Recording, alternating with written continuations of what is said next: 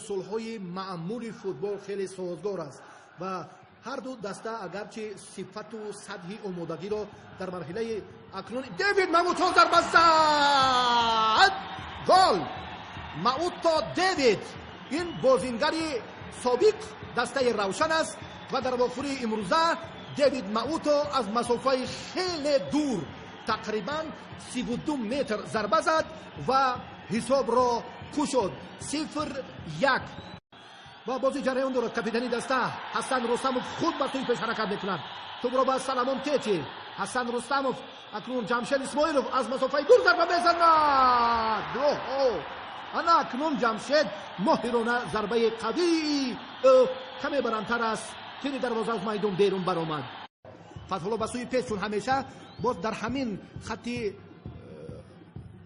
محافظت کناری راست و اکنون این دفعه ببینید گل این رامیش جلیلوف البته بماند. بله رامیش 21 ساله تحت رقم 21 هنرنمایی میکند و گل دوم را رامیش جلیلوف وارد توری دروازه رستم رضایف میکند و همین طور حساب در نیمه اول بازی امروزه تغییر مییابد 0-2 و رامیش جلیلوف در حیاتی دسته نوریدین دورانوف تحت رقم 8 و هجوم دسته روشن سلمان ضربه میزند و اکنون دروازه‌بانی با تجربه تیم ملی و دسته استقلال علیشیر تویچیوف ماهرانه با توپ صاحب میگردد. هجوم دسته استقلال این دفعه دلشاد واسیو با دروازه‌بان 1-1 ببینید که چگونه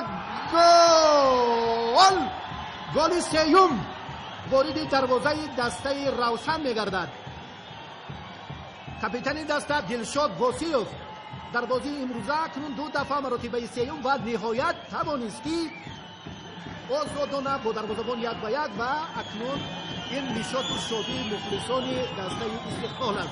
هیئت دسته از اون سرفرازی دارند که در مشق‌های همیشگی در دو بس براهمانده مربی ورزیده مبین ارگش فعال بودند و این حالت را بیاید ببینید تکرار مشاهده میکنیم که کارگردان شمس‌الله دولت رو ببینید واقعا در حقیقت دلشاد واسیوف با دروازه‌بان 1-1 و حسن رستموف هرچند که تلاش کرد چمپیونات نشان میدهد.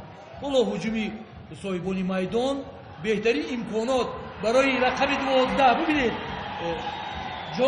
جهانگیر ارگاشف گل این گلی که در حقیقت کسی انتظارش نبود و او خیر هم ماهرانه او ببینید تقریبا در دقیقه 67 بازی با میدان برآمد و توانست این دقیقه طلایی رو این دقیقه که مانده است پرثمر استفاده کند.